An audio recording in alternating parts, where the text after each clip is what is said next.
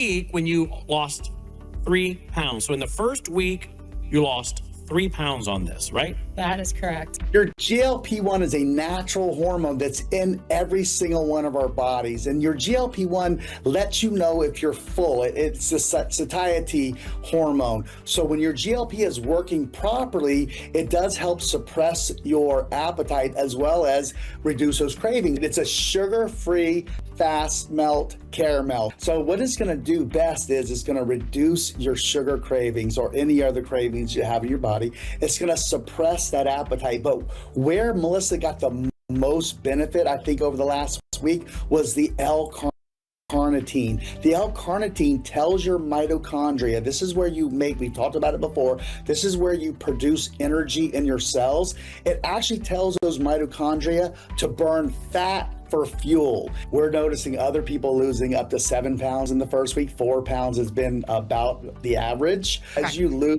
weight and as you take these Bella Melts, it's going to help lower that blood sugar in your body as well. All the information is there. MelissaHouseBG.com, MelissaHouseBG.com. Just now introducing for the first time Bella Melt with GLP-1 Fast Action. Well, hello everybody, it's Annie Cyrus. Welcome to my art studio where all the magic happens. This is the station for painting, and that is the station for all the resin art I do. If you want to check out my art, all you gotta do is go to LUTFstudio.com.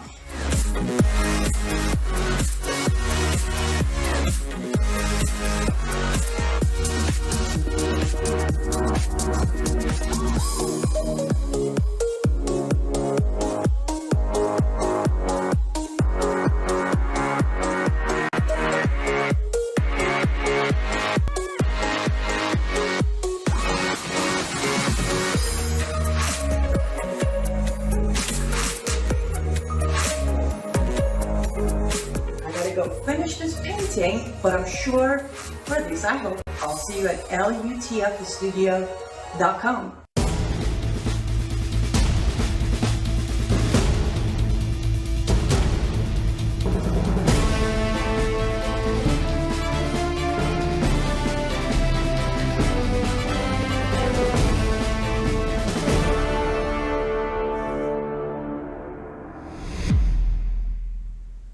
Welcome to Live Up to Freedom. Thanks so much for joining me today. I'm so glad I made it today. I almost didn't make it today. And I could not make it today because in a minute we're going to be joined by a very special guest, first timer on my show. And I already rescheduled him last week to this week and was like, Lord, I cannot reschedule again, not again.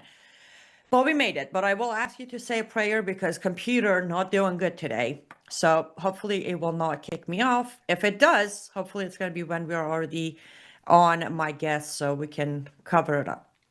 We are live on worldviewtube.com, worldviewtube X and Rumble account, also on X America News on X, and my platforms on X, YouTube, Rumble, Facebook, and Substack. We are live, so join the conversation as you wish. If you have any questions specifically for my guests during the show, please put them in all cap because they get my attention. It's kind of like you're yelling at me, so I can grab your questions. And I'm going to do my best on the last segment to turn it to you guys and ask your questions because I have a strong feeling you're all going to have a lot of questions for him.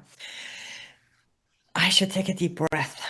It's fun. I'm working on that campaign, guys, but it is so much fun when almost every day for the show, not only I rush to get to the show, but I also have to hold my breath if my computer dies or not. Okay. We get to all the reads and the, call to actions later on because I don't want to take too much. I've been pretty excited to have him on. I didn't know him, but my very good friend, Michael Lauber, had him on his show and I watched the show. And later I asked him, I need you to put me in touch with him. Joe, his topic is very close to my heart, but it's not a topic I cover every day, which maybe I should start covering. But yesterday on my show, most of the show, we were getting into the deep philosophy and understanding of how if everyone would lift their fingers and do their parts, how much of a difference we would make. Here's a great example of what I was saying yesterday, because he's a very young man, and I'm allowed to say his name because it's part of his bio. He's only 29 years old, native Chicagoan, my ties to Chicago, that's a story of its own. And he has spent about 14 months inside the schools, public schools, as a substitute teacher. And like many other people, he could have seen what he saw, either decide not to be involved with it anymore and walk away and go pick a different career. Again, he's only 29. Or he could have done what he did, and he did. He became a education whistleblower. And then he wrote a book. He's an author. And today he's joining me, and his name is Geno Young. Geno, thank you so much for coming on my show today. Thank you so much for having me.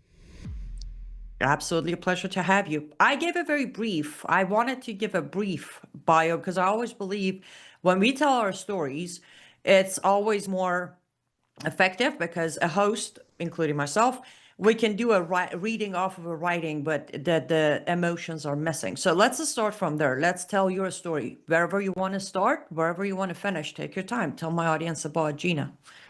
Absolutely. Well, I was born and raised on the South Side of Chicago, and I attended school on the South Side. I went to private school, so I did not go to public school. My parents did not want me a part of that environment, and for a long time, I would wonder why. But after working in the system, just after one day, I understood fully why I was kept from that system because what I saw was terrible. I saw apathy from both the administrators and the teachers, as well as the students being allowed to do whatever they wanted to do. And on top of all that, I just saw a breakdown of discipline, a breakdown of morality, and just a complete and total breakdown across the board on any modicum of academic standards that you could think of. I'm just going back a little bit. The reason why I entered the system, it was during the end of Joe Biden's term as presidency, so things were high, the economy was not great. So, I need to make a little extra money. And my mother was in that system already. And she said, you could come in and make some money. You have all your credentials. Just come on along and do it. And I said to myself, yeah, maybe. And then eventually I went in and I did it. And I tell you, nothing could have prepared me for what I saw. And I honestly would not wish it on my worst enemy.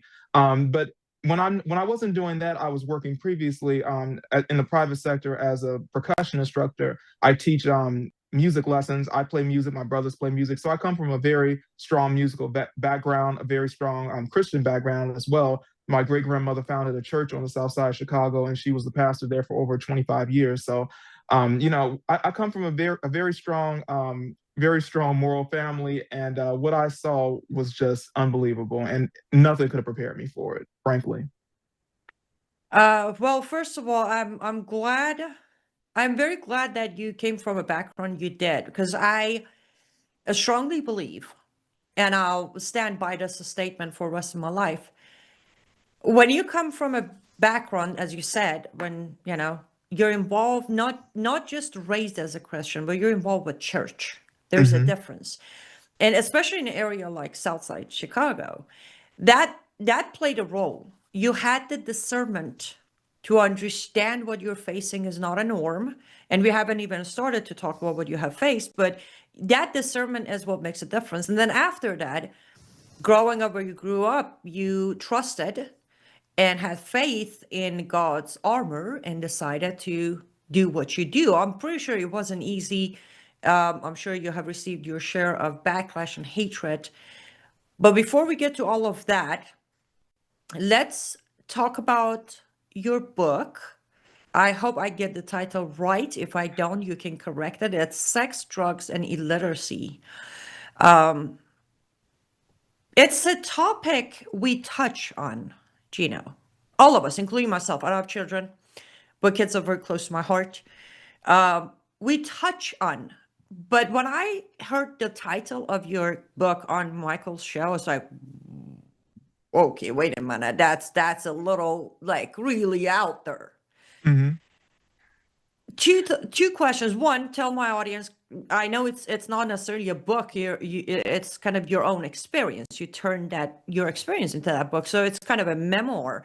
Mm-hmm. Tell my audience about your book, and if I got the title wrong, correct it. And also, tell me why that title. It's straightforward, but then it's like, whoa, slap in my face. No, I don't have kids, so why that title? I could have easily went with something a little bit more watered down, but honestly, that title, I was sitting in a library. I started writing the book before I left the school system. just as a little background. And I was sitting in the library of the school and I was thinking, what can I name this book? What can I name it that'll really pop, that'll really get people's attention? And I threw around some things. I had friends telling me, oh, call it this or call it that. And then something just said, you know what have you seen in these schools? What are the number one things that these kids talk about? What are the number one things that they're into that's contrary to the reason why they should be in school? I said, well, the number one thing that I hear all day is about sex. The second thing is drugs. And the third thing that I noticed just as a pervasive standard throughout the schools is illiteracy. Because particularly at the school that I worked at, which was Hillcrest High School in Country Club Hills, Illinois, I noticed that their math and reading literacy and proficiency rates were horribly low.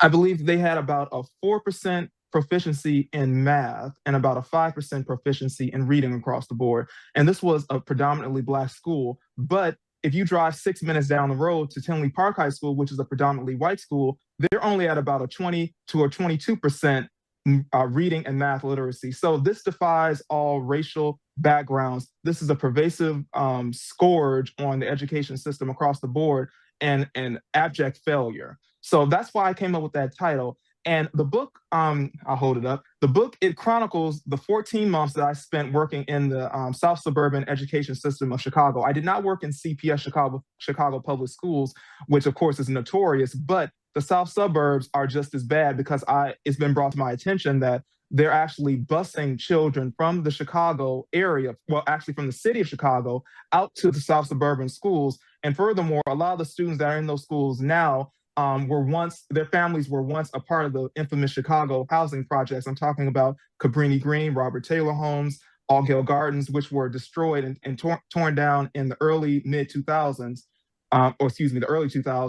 And all those people were displaced and relocated out to the South suburbs, such as Dalton, Posen, Harvey, all these areas in the South suburbs of Chicago, which used to be pretty decent places to live and have since declined in the last 20 or 25 years due to the demographic change. So this was an all-encompassing experience of really the worst aspects of Chicago. So that's why I called it Sex, Drugs, and Illiteracy, because that's what I encountered on a daily basis. That's what it was.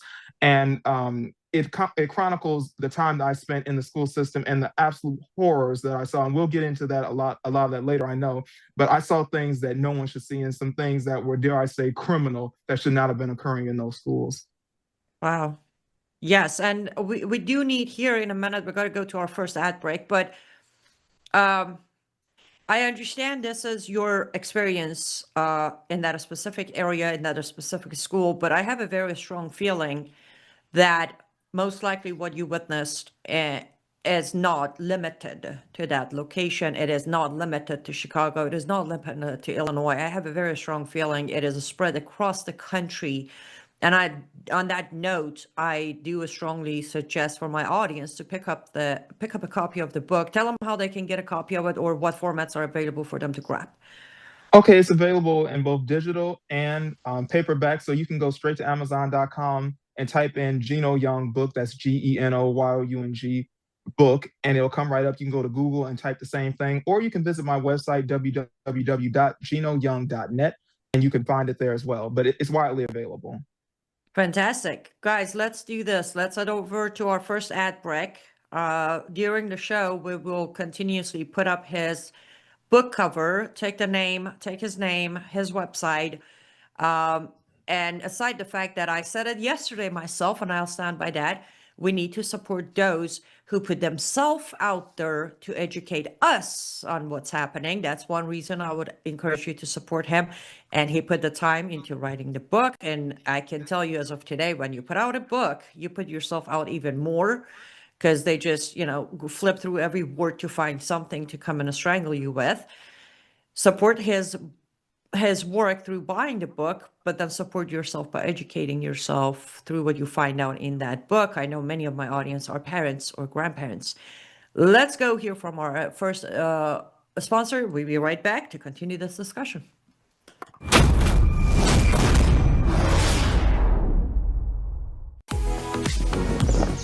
Life is too short to spend a single moment spinning in laundry worries. Take a load off your mind with the all-new Norwex Powerzyme laundry detergent. This natural detergent harnesses the power of enzymes and plant-based surfactants to leave fabrics fresh and clean without fillers, brighteners, synthetic fragrances, bleach, or harsh chemicals.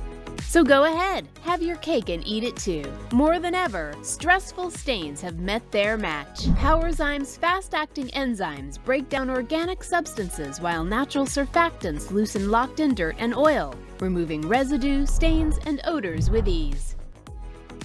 With 91% bio-based ingredients, this dermatologist-tested hypoallergenic formula is suitable for sensitive skin types and delivers a safe and effective clean that won't harm you or the planet's waterways. Less time spent worrying about laundry means you can focus on what truly matters. Norwex Powerzyme Laundry Detergent. Discover the power of nature and load up on confidence. Welcome back to Live Up to Freedom. Thanks so much for staying with me until now. I greatly appreciate that. Thanks so much for all the comments. I am looking at them. I am looking at them. Goes my English. And I will pick them up as we move forward and I will read them. And yes, one of the ways you can support me financially is by making your purchases. They're not luxury items, they're items you use every day. Cleaning supply, shampoo, conditioner, skincare, clean cloth, window cloth, pet products, and kit products, 100% chemical free. I've been a customer myself for over 10 months and I am a consultant. So when you make a purchase at Norwex, which the link is cyruswellness.com, a percentage of your purchase will be commissioned back to me. That is how we pay some of the bills. cyruswellness.com. Let's get back right to it with Geno Young, who's joining me today. So let's dive in now. Let's just go in. Now, I will say at Word YouTube, I'm sure you are a very, from just knowing your story, I'm sure you're mindful, but we try to keep this very family friendly. Get into as much details as you like, but let's not, scare any of the young kids out of the room. So tell me the first story, the first thing that you think my audience who are still here need to hear. Go for it. Okay, well, one of the first things that I realized when I started working there early on was the fact that there was a breakdown of not only morality, but just basic decency. And this is a story that I actually have not told in any of the podcasts that I've appeared on. I recall one day it was 9/11 and the school called for a moment of silence for, of course, those who we lost that day. And most of these children were born maybe in 2009 to 2010, some maybe in 2011. So obviously they weren't around during the 9/11 era. I was only 5 years old then myself, but I definitely remember the era, specifically the aftermath. And I remember that they called for a moment of silence and there were some boys joking around in the classroom. And I said, "Hey, moment of silence." They acted like I wasn't even speaking to them. I said, "Excuse me, moment of silence." And then they began to laugh, literally laugh in my face. And they were swearing and basically saying, who the blank does he think he is or whatever. I said, "Look, I know you all weren't born, but almost 3,000 people lost their lives that day. You all don't even know the gravity of this day for you to be sitting there laughing like hyenas." I said, "Have some respect." And when I said that, you could hear a pin drop in the room. So that was just one instance. Well, hold on. Let me stop you there. Yeah. I'm so glad you started with that story. Mm-hmm. Great point. I understand you weren't even born there, Dan, and you may not even have a comprehension of what that day carried outside of number of lives taken, the effect of it on people. Yes. Let's just start there. Why is it? September 11, regardless of the controversial topics behind it, shook America to its core in all possible aspects of life. That day, America watched an absolute collapse of the great power America. Why is it that these kids don't know much about it? It comes down to their education, ignorance, purposeful ignorance. They're not being taught. Point blank, period. They're not being taught. A lot of these history classes that I witnessed, they're either teaching things from way back or they're teaching history since, like, dare I say, 2008. They don't really go into the things that are touchy or that might feel controversial. They sort of leave those things up to the wills of the children. They're going to get it from TikTok. If you remember, there was a trend going around on TikTok about a year and a half, 2 years ago, saying hashtag Osama bin Laden was right. So when you have these types of communists and these types of ignorant influences that are espousing these things and influencing this next generation of people, of young children, you can't be surprised when you get laughter during a 9/11 moment of silence. You can't be surprised when you have children who think that it's a joke. But for people like myself who grew up during that era, I at 5 years old, I watched as the entire country did those towers fall. And we also watched the veneer of a safe America being stripped away. And it's never quite been the same ever since. Before then, America, of course, was known as this great superpower, and you felt untouchable or what have you. But from that moment on, you sort of knew that all of the safeguards that you thought that you had really can be stripped away at any given moment. And that leads us all the way up to, unfortunately, the era with Joe Biden, and of course what we saw in the fall of Kabul airport, the 13 U.S. troops that were lost, 11 of which were younger than me, by the way. So that really hit home, and sort of that entire collapse of Afghanistan, which sort of negated all of that fighting and all the lives that were lost during the war on terror. It sort of undid all of that. And I think that was a horrible thing that I witnessed. And I know a lot of my friends who have friends and family who served, they would tell me stories about how their fathers who had served felt like all that they did was for naught. Yes, and that's exactly where I keep going back to the cliche of education, education, education. Mm-hmm. So everybody is on the same page. Our school system chooses to teach false history about our founding fathers and paint them as a bunch of racist people who owned the slaves. But they chose not to talk about the day that changed America as we knew it, and from there changed American culture as we know. Did I get that correct? Oh, yes, absolutely. And not only do they not teach about our founding, and, even if you can say what you want about the founding fathers, they were all men of faith. They were obviously, they all made their own decisions. They were imperfect men, as we all are, and you have to understand their lives in the context of the time in which they lived. But you cannot look past what they created. You cannot deny the absolute divine, ingenious nature of the Declaration of Independence or the Constitution. You can't deny that. But the children aren't even learning that. I remember my mother, who still works in the system, she told me that most of the class failed one of the Constitution tests, and they had to take it repeatedly over and over again. The teacher had to continuously give it to them. So they're not learning just the basics about our founding or what makes America great.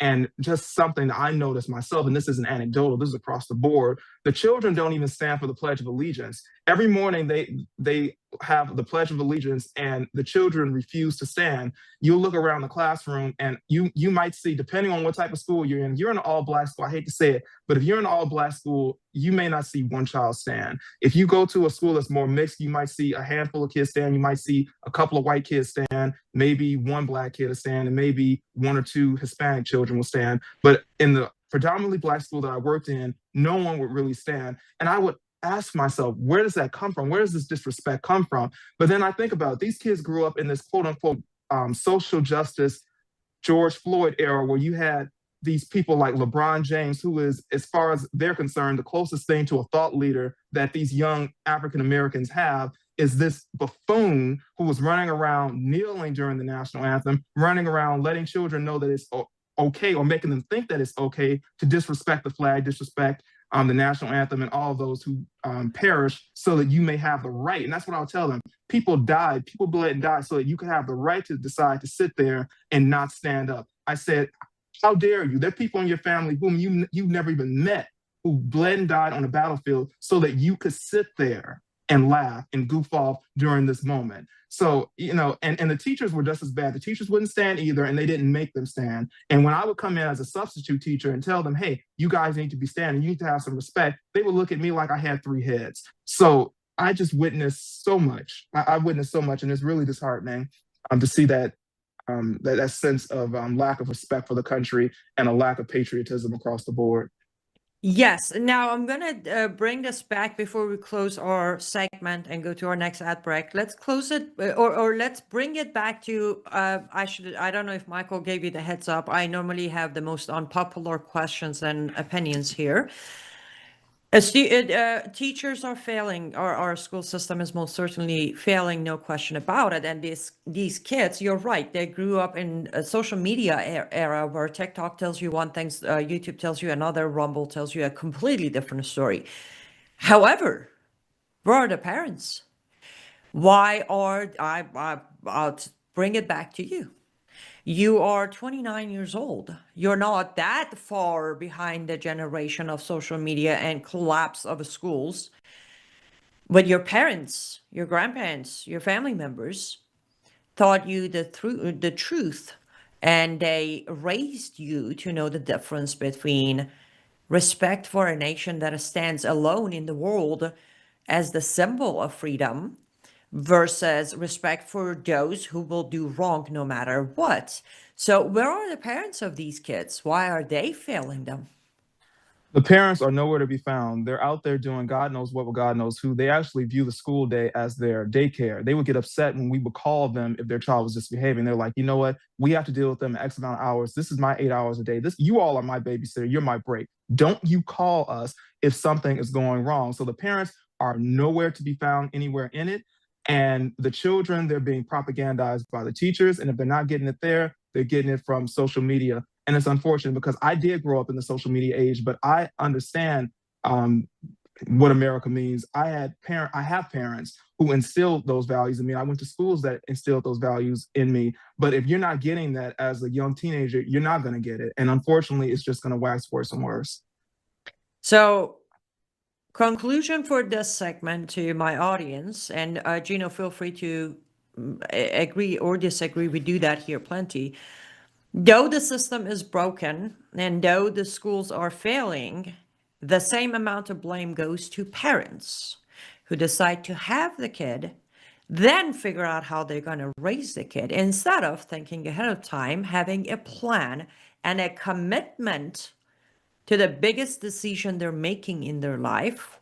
So we have both sides of this aisle failing our kids. Absolutely. I'll take it a step further. I'll say 99% of the blame starts at home. It always starts at home. I say the school is 1%, but if you're not doing your job as a parent, you have failed. You can't depend on total strangers to instill morality and values and decency, common courtesy in your child. That starts at home. And if you don't do that at home, you fail as a parent. Amen. Guys, we're going to go to our next ad break. When we come back, we're going to continue with asking for more stories that we might want to hear from Geno. Don't go anywhere. We'll be right back.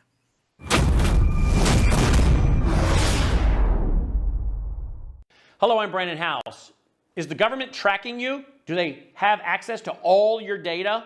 Well, if you go to worldviewtalk.com, you'll find out about a cell phone company that, well, does not store your data. They don't do that. This is what they're known for. They don't store your data. You have privacy. You're not being tracked. That's why a lot of folks are turning to worldviewtalk.com. You'll find their prices are very competitive.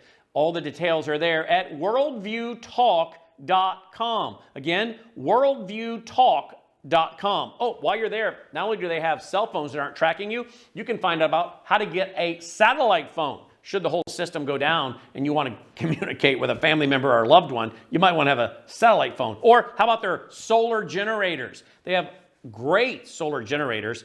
Check them all out right now. Worldviewtalk.com, worldviewtalk.com. With us until now, I greatly appreciate you being here.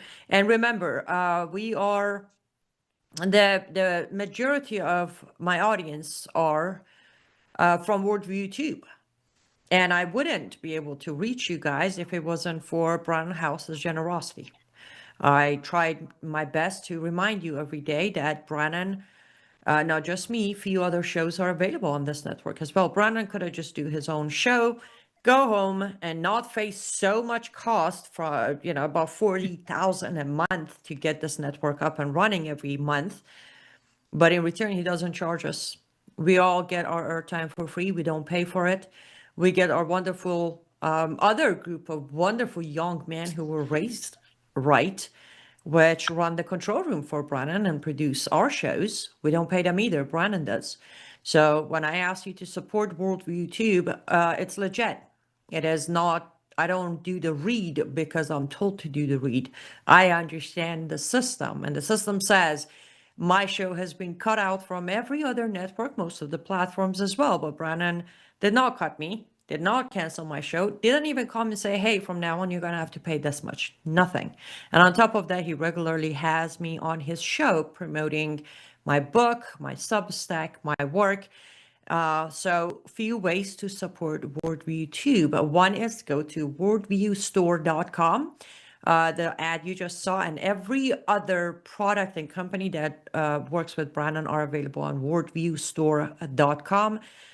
If you're more interested in making tax-deductible donations, especially now, tax returns are, I guess, in everybody's pocket or on their ways to people's pocket, you can contribute some of that tax returns to a tax-deductible donation by donating to his foundation, worldviewfoundation.com. That's worldviewfoundation.com, his ministry that supports the network. So 2 ways to support: either get your products that you will need most likely, no matter what. It could just be a simple natural disaster. You're going to need everything Brannon has at worldviewstore.com.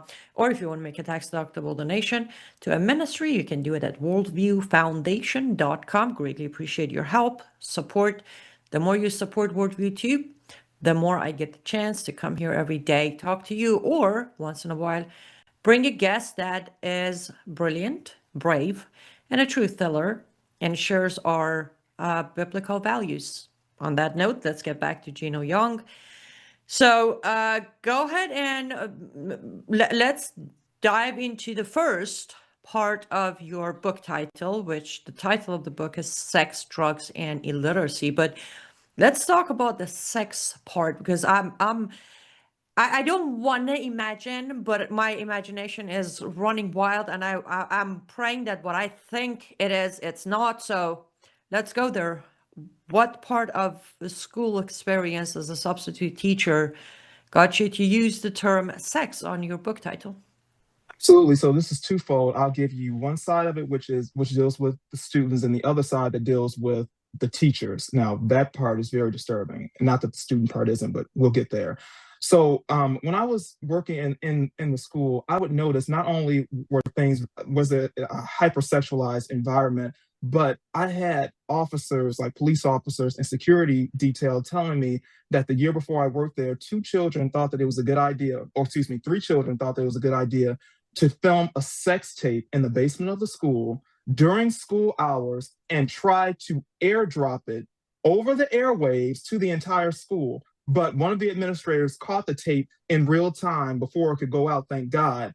But these children, they thought that it was okay to go down into the basement of the school and do this during school hours. So that just goes to show you the breakdown of any sort of decorum in the school. The kids think that it's a free-for-all.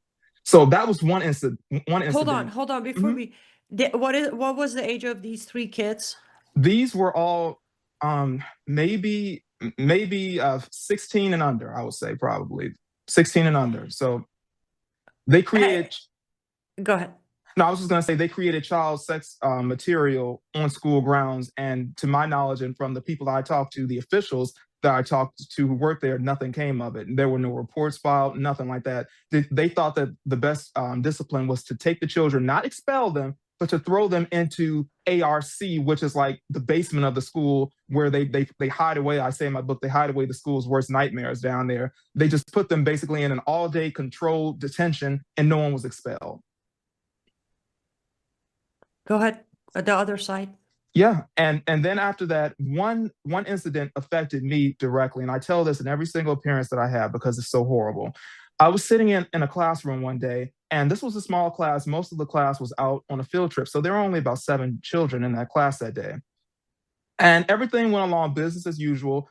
the teacher left no assignment, which they often didn't do, which is a whole separate issue. So when the teacher leaves no assignment as a substitute, I'm sitting there for 45 minutes to an hour with these kids popping off the ceiling, trying to figure out how do I corral these kids because there's no order, there's no structured assignment. So this class, though, in particular, was pretty well behaved. But then I noticed about halfway through the period, a little over halfway, I noticed a boy and a girl sitting a little bit too close for comfort, uncomfortably close. And I said, what's going on there? Something just piqued my interest. I said, wait, something's not right.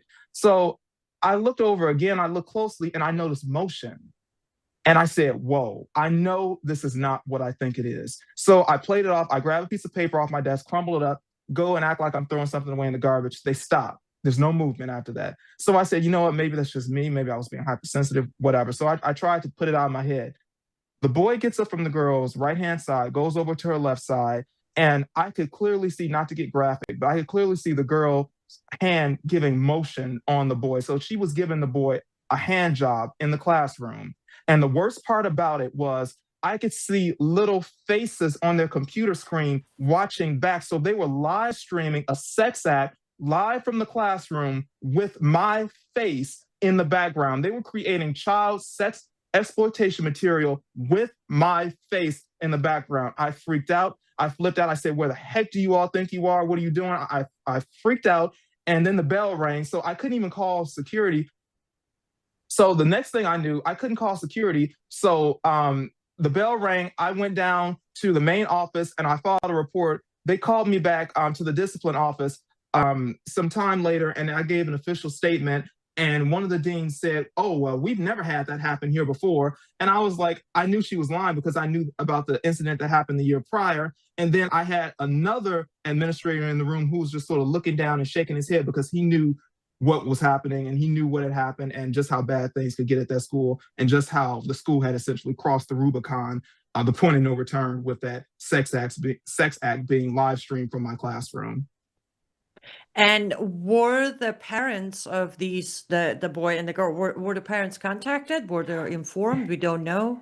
They were contacted. They called the boy's mother up there a half hour before the school day ended, and their idea of discipline was releasing him from school a half hour before school ended. And then the girl, they just took her out of that classroom, out of that period rather, and placed her into another period. So there was no discipline. As far as I know, it was swept up under the rug. I wrote up my report and it went nowhere. And we hear a lot. Unfortunately, we hear a lot about, forget about hearing officially. I don't know if they're still making it, but there was a time when we had an official TV show called Teen Moms. Mm-hmm. And I remember I was actually fairly young myself, not a teenager, but fairly in my mid-20s or so when I was told about this show. And I was sitting there thinking, like, wait, why is, like, what is the purpose of this show? Because I watched a couple episodes. It was, the drama between the mom and the daughter. And then this boy's mom would yell at the daughter. There was a lot of drama involved, but there was no message. They all had a happy ending, right? Mm-hmm. Nothing was wrong. It's drama, and she might have to postpone a year of school. And the boy has no responsibility at all. It's all good. But again, I have watched that. I have heard that. But goes back to, how can this happen? What gives that kid? So now this is where we go. Let's look at it from a different lens. What makes that kid, the girl or the boy or both of them, because it takes courage to attempt such an action in front of an adult in the room. In the room. So how far gone are we that a 15-year-old, 14-year-old, 16-year-old has the courage to do this, knowing they will get away with it? I tell you, we're in a very scary place. And I don't say that, that's not hyperbole. I mean it. We're in a very scary place. These were freshmen. These were 14-year-olds that were live streaming this horrific act from my room. So we're in a very terrifying place. And like I say, it always starts at home. children will get away with what you allow them to get away with, but it starts at home. Where do they, where do they get the mind to do such a depraved act? And that's what other teachers whom I told the story to were saying, you never really know what's going on at home. Where does this 14-year-old girl think that it's okay? Where does she get the idea to think that it's okay to perform and act like that on this boy in a room literally 12 feet from me? They were in full view. It wasn't up under the table. They weren't in the back. They were right in front of me. And, that's the first part of it. And I mentioned that there was a second half, if you could believe, that's more disturbing. And this involves the teachers at one school, not the same school, but this was at another school that I worked at. There was a teacher who they hired. And this teacher had a history of creepy people, creepy behavior. And I call this in the book, I call it the tale of the creepy teacher. This teacher worked at a school district somewhere, I don't exactly know where, somewhere, I believe near North. And it was a predominantly white school district. And he thought one day that it would be a good idea to post on Facebook or Instagram, wherever. He posted, quote, "I have the sexiest third period in the world. I have the sexiest third period in the world." He posted that on the internet. Somehow the school district found out about it. And of course they were upset. So instead of stripping him of his license and exposing him, they took him out of that predominantly white school district, moved him southward to an all-black school district where they thought that it was, I guess, less affluent or more impoverished, that no one would really know or notice. So they moved him to this lower performing school district, thinking that no one would notice. Well, one day it just so happens that some students somehow found out about it. I guess they went into his profile or whatever and found out this dirt on him. They dug up this dirt on him and they exposed it. They told their parents about it, and the parents began to speak out about it. So the school district, they were exposed, and they decided that they would save face by getting 2 teachers to go up to his room and perp walk him out of the school. And they only stripped him of his position only because it was exposed. But the school district, mind you now, they did no due diligence on their own. They would have allowed that man to still be there to this day hadn't it come out. It took the children themselves and their parents to find out that this guy was a complete and total creep. And only then did they expel him from the school. But he was moved from one district to another district. And this is one guy. We don't know how many people out there like this. So this is when I say a breakdown across the board, this is what I'm talking about. You had a creep, absolute creep, working in the school who said that he had the sexiest third period in the world. He was moved from one school, placed into another one, and only expelled once the parents found out through the children, just so happened, just haphazardly scrolling through his Facebook. I can respond to this for next 4 hours. Right now I can hear myself yelling. Yeah. Again, I don't have children, but my audience Geno, I come from a background where I'm a former child bride. I was 13 years old when my father sold me to a man. Mm. And it has always been the most sensitive topic for me. And when I came to America 24 years ago, I would react to fathers with their daughters, or an uncle with a daughter. I would react thinking it's the married couple. That was my mindset, until I over time learned something that was one of many reasons I fell in love with America. And it was the fact that you don't need to rescue any kids in America. We don't do that. You don't marry a young kid. We cherish our kids and we cherish our daughters. And today, as I sit here and I listen to what you're saying, and for the last 12 years, I'm not even heartbroken. I am furious as to how did we go from a country that protects its children, cherishes its children, fatherhood only literally dedicates itself to protecting his daughter, to where now we brush things off.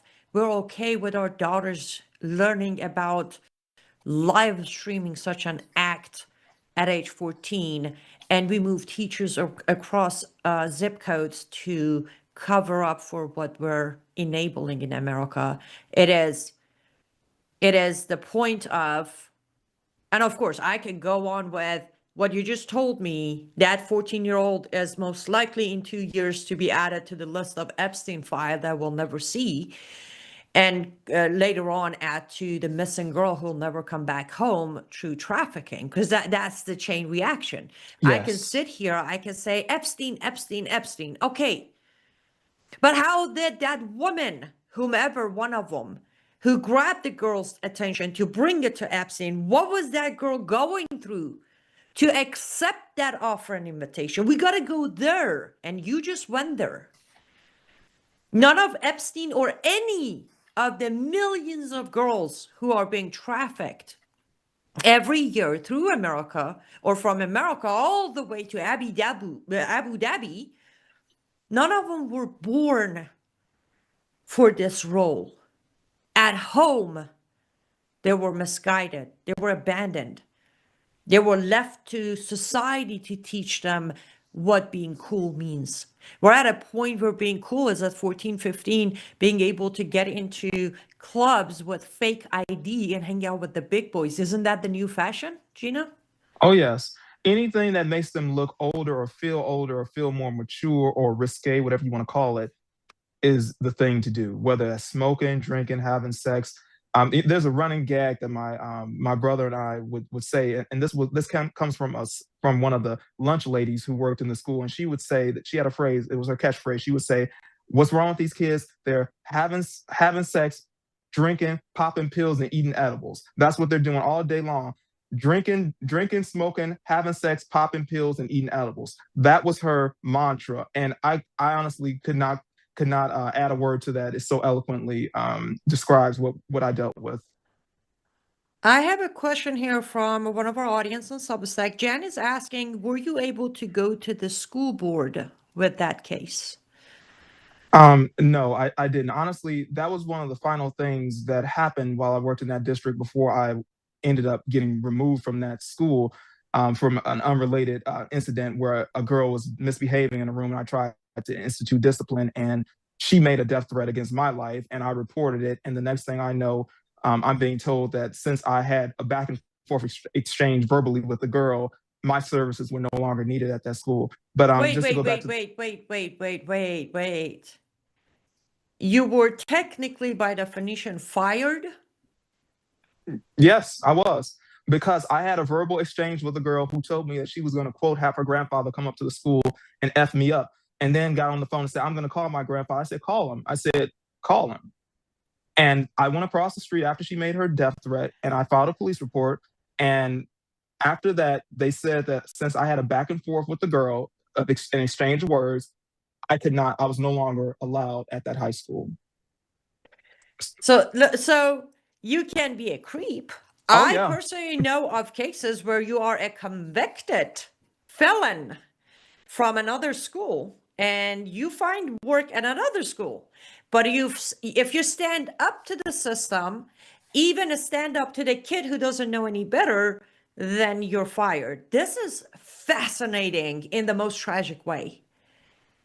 Absolutely. And honestly, that incident is what gave me the impetus to write this book. This book would not exist without that incident. When they decided to get rid of me and fire me, that's really what gave me my fire, my passion to write this book.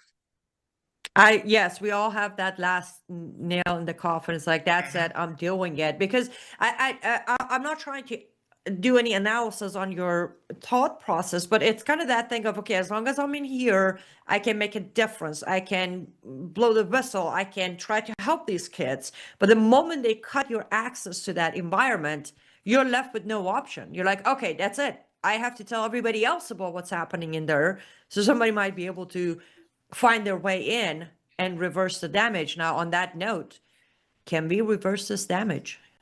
No. And I say this in every interview. I believe from my experience in those 14 months that I spent, the Illinois education system, not even just so much even Illinois, the entire country, the American education system is beyond repair. I believe that the Department of Education has done a horrible disservice. I believe that they allow a lot of different things to go on, and they brush things under the rug. So the only recourse I can see is if we dismantle the Department of Education and allow the education to go back to the states. Now, fortunately, there are more common sense states than there are communist states like the People's Republic of Illinois, which unfortunately I live in, nothing will ever change here until we get new state government, which, given our candidate selection in the last primary, will not happen anytime in the near future. But there are a plethora of other states that can save the children. You'll never be able to save them all, but you can save most of them. I do believe if we redirect our funds back to these states, cut the big overhead of overbloated federal bureaucracy, which failed our children during COVID, it was the greatest failure, where children were left out of school, and you had the American Federation of Teachers, Randy Weingarten, lobbying to keep schools closed for longer than they had to, using rhetoric from Dr. Fauci. So I believe that if we return it to the states, then our schools will they will do better. But honestly, the best recourse for parents, pull your children out of these government schools if you can. Homeschool. That's the best thing you can do. That's the only way you're ever going to be able to 100% control what your child is ingesting from an academic, social, and even spiritual standpoint and moral standpoint, is if you do it yourself. I know everyone can't do that. I know that's a tall order, but if you can please try. And if you can't do it yourself, you can look, and I give resources in the back of my book. You can look locally for homeschool co-ops that you could pay for, like a private school, if you will, a homeschool co-op that might be in your area that will take on different children from around the community and in a more insulated and controlled environment. But get your children out of these schools if you can, because it's not going to get better. It's only getting worse. I can tell you that. I 100% agree with your statement there. Again, this isn't a topic I cover every day, but when I get a chance, I tell people, take your kids out of a school. It's the matter of, I came to realize that how low the level of education is in America. So I came to America in 2002. In 2005, I decided to go and get my high school diploma, not the GED, the actual high school diploma test. And I'm in Los Angeles, California. I go take the test and I ace it. And I'm sitting there, I'm like, wait, what? How did I ace a high school diploma test in America 3 years after coming to the country, when I was pulled out of school at my 7th grade? So wait, oh wow, our level of education must be like really high for me to pass that test. And then I let it go. I go on with my life until I come across friends who have children, and I start asking them about their, what they're being taught at school. I'm like, wait, you're like 5th grade, and that's all you know? Mm-hmm. And then gradually, and then it flipped. Of course, we had the Common Core coming in, which was the last straw. That was it. I knew there's no coming back from Common Core. There's just absolutely none. Now, since you said resources, Classical Conversation is also a great company, guys.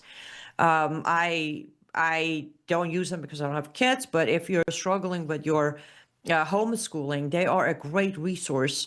And also another idea that I have been putting out, Geno, is, you trust the school. Why don't you trust your neighborhood?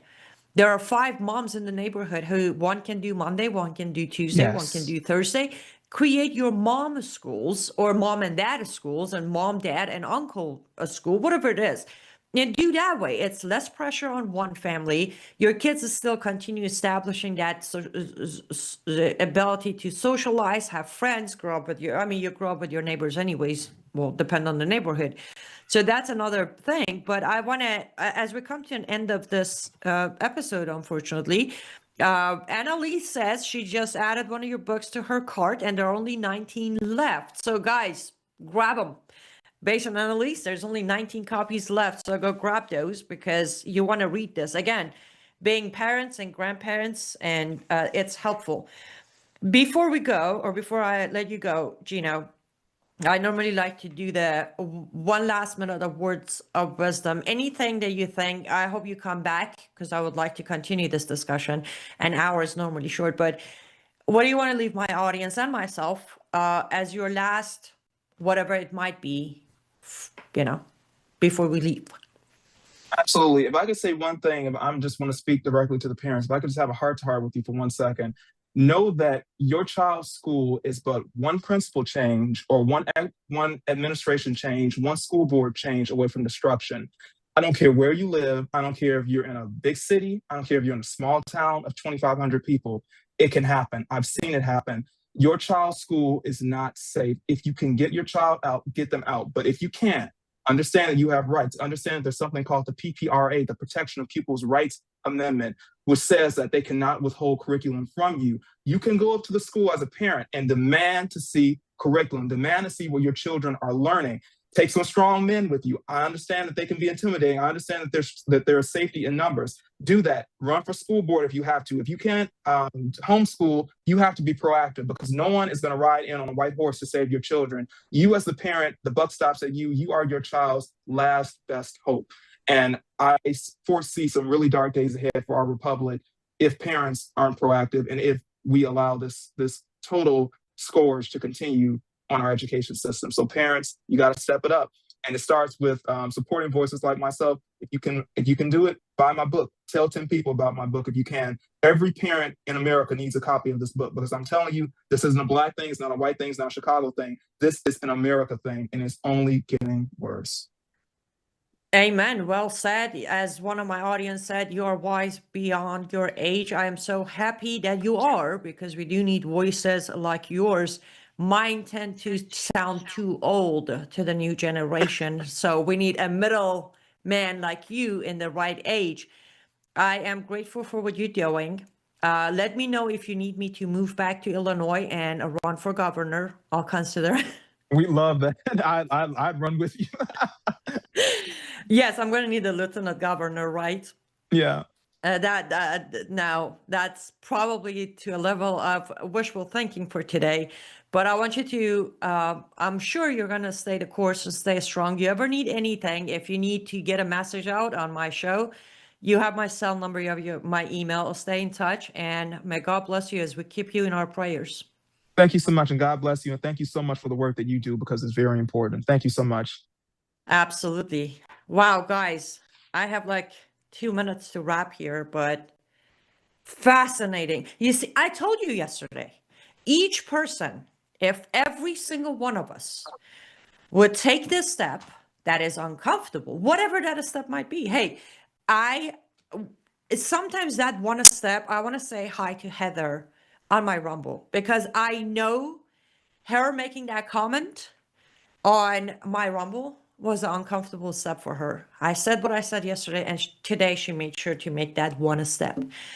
Writing a book, buying a book, passing on a book. If we all do what we do, fantastic. Windog Radio, I agree. You should have him on your broadcast. Shoot me an email, Windog, liveuptofreedom@gmail.com. Shoot me an email. I'll put you in touch with Geno so you can have him on your broadcast, because I agree. That's another thing. If you know your local people, local radio station, local broadcaster, any other broadcaster, put him out there. The more interviews he does, the more people are going to hear his message. And again, we go back to personal story. He didn't go do some research, turn your kids into some number and a stats, write a book. No, he lived it. 14 months as a very young man himself. He stayed in that system for 14 months. The first moment of seeing the discovery, hey, when they told him about what happened a year before he showed up, he could have said, whoa, okay, I'm out. He didn't. So it's a lived experience that he can show you what goes on during your 8 hours off when your kids are at the school. You read that book and he show you what happens there. This was fascinating. I want to have him back on. And yes, go to his website, genoyoung.net. It's not a .com, it's a .net. Get his book, go to his website, follow him on social media. He's on X. Let's show to our younger generation, like him, let's show them that when we can, we support them when they show bravery. Imagine if from this one story, 10 more Geno Youngs would come out from other states. It's wonderful, because we need whistleblowers. And in American culture, unfortunately, whistleblowers tend to get a lot of cheerleaders, but they don't really get too much backing. So let's change that story about Geno. You guys are amazing. I will do a Thursday show this week, by the way, guys. I was planning to go back to my 3 days a week, but I ended up having a great opportunity to have two wonderful guests on Thursday. So we're going to do tomorrow and Thursday. Of course, tomorrow I'll be back with Barry Newsbaum, who always joins me on every other Wednesday, with updates. I know. We need to talk about Iran. Do we have to? We'll talk about that. I will be joining Brennan House Live tonight to discuss the ceasefire, second round of talks, yada, yada, yada. But I couldn't do that on my show today because I wanted to hear Geno Young tell us about everything. See you tonight on Brennan House Live if you're there. If not, see you tomorrow on my show with Barry Newsbaum to discuss the second round of talks. In the meantime, don't forget, I encourage you to become a paid subscriber on my Substack, where I pay most of my bills from.